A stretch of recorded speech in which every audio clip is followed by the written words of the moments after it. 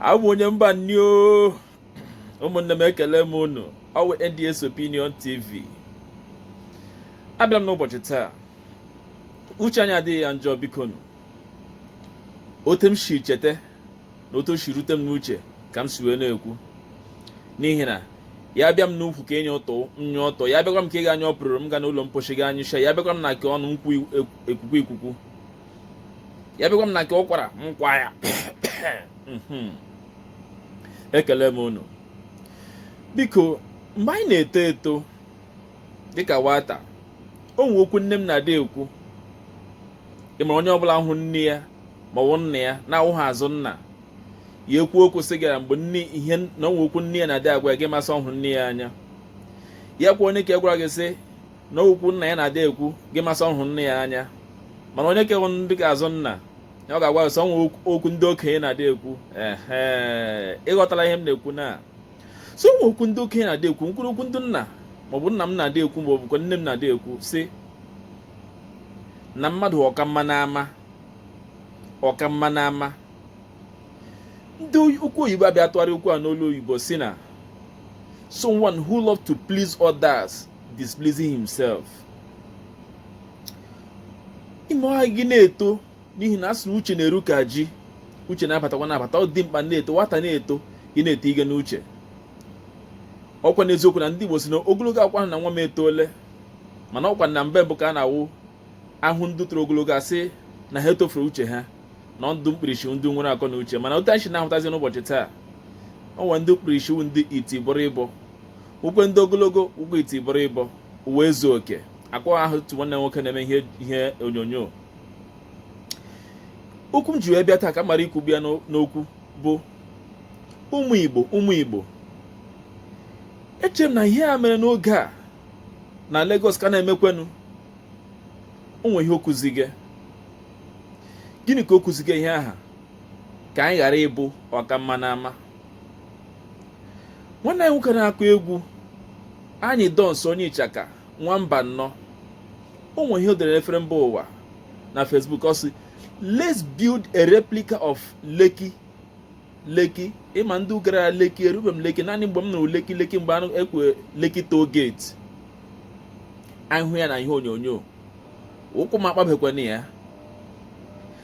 Ya sị ha na nwa wụrụ ndị njem, ya sị let's build a replica of Lekki in Imo, in Abia, in Ebonyi, in Anambra, in Enugu. I think here are 5 states in Southeast anyị nakwa n'ebe ndị ọzọ. Anyị nwere ụmụnne anyị aka ji akụ gị ọrụ ihe ndị a ga-edevelop wee eme ndị a niile ka uche ụmụnne anyị lekwere ma ha ga na-alọta ụlọ. N'ihi na ụfọdụ ndị ha bụ ndị arịọ na-efere nkụwa, eleta ha ga-esi lọta bịa rueze na efere rọba ma na mkpụkpa ya rawa ha ahụ. Ọtụtụ ụmụnne anyị ndị a ihe eji ha o ji dịka ewere alịlo ha ka ịga na Lagos ma ọ n'ugwu Hausa ma ebe ndị ọzọ. Ha gara ebe ha gaa rụcha Burj Khalifa, gaa rụta Tower of Babel ebe ndị agha, mana nwe nke ha nwere n'ụlọ. Ụfọdụ ndị ha ka na n'ụlọ akịrịka, ụfọdụ ndị ha n'ụlọ aja ka ha nọ, ụfọdụ ndị ọdịrị ụlọ ha nwere na village. Ndị enyi ha chọrọ ha abịa, ha ga-ajụ asị nna boy nọ nga ka ibe ele ụlọ gị. Ihe na-eme ụfọdụ ndị ha, ụfọdụ ndị akwụkwọ na amazi ha ebe ha echi, n'ihi na ha wụzi na mama ma papa temise abịa onye Igbo, mana elezi mpara Igbo ebe ọmọwe ele ebe ọ na ala Igbo, ele village ole community ọ ha amaghị, ha atọzie na mba ozi ọkamma n'ama. Ihe nji wee weta ihe onyonyo a bụ na echele m uche si kedu ihe ji Igbo ọnwụ na-apụta ndị uwepụta ogbe ha sị gị go laanụ. Ndị Yoruba emetụ ụkpa ma emetụ akụta okporo ha sị Igbo go, you are not, Lagos is not your land, that we are the Lagosians, Lagos belongs to the Lagosians. Mana ọ na Lagos ha ka ha nọ na-atụ tax, ha na-akwụ tax ebe ahụ, ha na-azụ ahịa ebe ahụ, ha arụ na-arụgide ruo na Bar Beach. Ihe ọfọzi na ka ha ekewa Bar Beach, ka ha weze Moses were mkparakwa na Bar Beach ka Bar Beach kewa.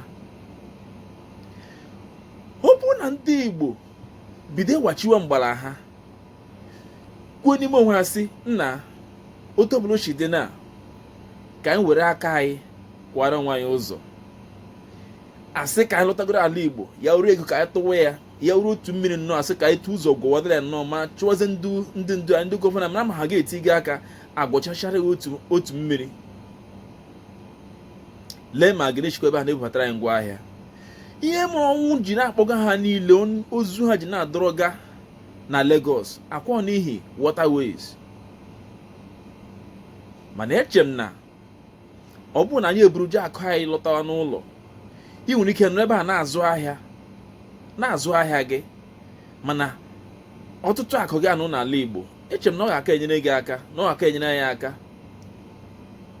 Mgbe ọbụla asị Igbo we are the developers of the nation, i developụcha ya ha far. Last time ekwuela nga sị na Igbo na-achọ nwere onwe dịka anyị chọrọ nwere onwe anyị, ndị Hausa problem pụta na ha ekwere ekwesị anyị lawa, mana enwe nrite ọbụla landed property, ụlọ, ihe ndị ọzọ anyị nwere na mpaghara ugwu, no, it belongs to them. Ụfọdụ lecha ihe ndị a leta ha ga-eche hapụ akụ ndị a niile nwunye lot, ha elewe anya n'azụ na-aghọ je nnu n'ike, ha na-ele anya n'azụ na-aghọ nnu, na-aghọ ọkpụkọ nnu n'ike, n'ihi na ha bịa hụcha ihe ndị ha ga-ahapụ ebe ahụ ala. Ụmụ Israel akpọpụga n'ala ahụhụ, ha echeta kukumba na granọt chọrọ ịlaghachiwa back to Egypt. Ọ ihe emego ụfọdụ ụmụnne anyị ndị Igbo. Ụfọdụ a na-akpọpụcha ha n'ọnwụ, a na-akpọpụcha ha n'ọnwụ, ha na-ele anya kukumba, ele anya granọt, ele anya nnu, ele anya akụ, ụwa alawa aghara. Mere ụfọdụ ha ji anwụfuga ebe ha taa, mere ụfọdụ ha ji efuga ọhịa taa. Ihe m chetara m hụga na ihe ndị a niile Igbo bụ ma ihe ha bụ ọkamma n'ama ka Igbo bụ. Ọ bụ na ndị Igbo abụghị ọkamma n'ama, echeghị m na ndị Hausa na ndị Yoruba ga na-eme ihe ndị a niile mega na-ala akụ ụmụnne anyị n'iyi, ha ka nọkwa ebe ha nọ. Ọ bụ na ndị Igbo ga-enwe uche taa, malite ịlụta ụlọ, to build that replica of Lekki, build their own GRA, build their own homes. Onwe ihe ga-eme ndị ofe mmanụ apụta echi ma ọ bụ ndị Hausa apụta echi ha ebe asị gị go, because ha bịa hụ na all of your assets na ị nwere ha n'ụlọ, ha gara ayọ stay with us, reason with us. Mana ile anya ma Obi Kubana ha ma P-Square ahụ kpọchiwa ha nga ha si ha ndị nwere ego, ọdụrụ ụlọ ha nwere na Lagos ha enweghị n'ala Igbo, ha enweghị 1/4 of it enweghị n'ala Igbo, ma ha na-aza ndị Igbo. Ọ bụ na ịbụ onye Igbo ibi Lagos ma onwe ihe ọbụla ị nwere n'ụlọ, nwanne gụpụ onwe gị asa onye Igbo, gụpụ onwe gị asa onye Igbo, emebichizila aha anyị. Ọ bụrụ na gị si na iwu nwa afọ Igbo mana onwe any of your asset nọ n'ụlọ, ọ ga-awụ ọsọ chụwa gị enwe nke ị ga-agbala. Ọnwụ na-emebichia ụlọ gị nwere na mba gị nwe nke ị ga-ada aka, gụpụ onwe gị n'onye Igbo, iwu ha onye Igbo, ha iwu onye Igbo. N'ihi na ọ nwere egwu na-adị agụ, asị na akwatụrụ ụlọ na nwere n'ụwa, enwere m ebe obibi ka ya mma n'igwe. Asị na akwatụ ụlọ niile nwere n'ụwa, enwere m ebe obibi ka ya mma n'igwe. Ya na ọ bụrụ na emebisa ihe niile ị nwere na mba gị, cheta na o nwere ka ị nwere n'ụlọ, ị ga-awe ịla gị nwe nke ga-alakpu. You will not be afraid of anything, but when you be afraid bụ na mgbe na-enweghị even otu ntị eghu ị nwere n'ụlọ gị tọ na mba, unu atọ na mba, ejizo na-asụ ụnụ ka nkwụ, na-asụ ụnụ ka ji mmanụ, na-eji unu agba bolo ọhịa ejizo na-agba. Ọkamma n'ama ndị Igbo, unu bụ ọkamma n'ama. Unu na-build the north. Without the Igbos in the north will remain perpetually backward. Lagos today, without the Igbos building Lagos, yes, not but one time capital, but the development Igbos with na Lagos mere Lagos ihe ọ bụ taa, ya about the center of excellency. Ọ bụ na unu ewere aka ndị ahụ alọta n'ụlọ, trade there never azụ ahịa gị, but bring the economy home. One man mgbe m na-eme youth service ahịa Donatus, ụmụ ya niile ọ mụrụ ka ọ bụla lara ala Igbo na-alọta ọzọ, ala onwe ka okwe azụ n'ugwu Hausa, everything back home. That's what we should do as an Igbo person. Udo dịrị unu.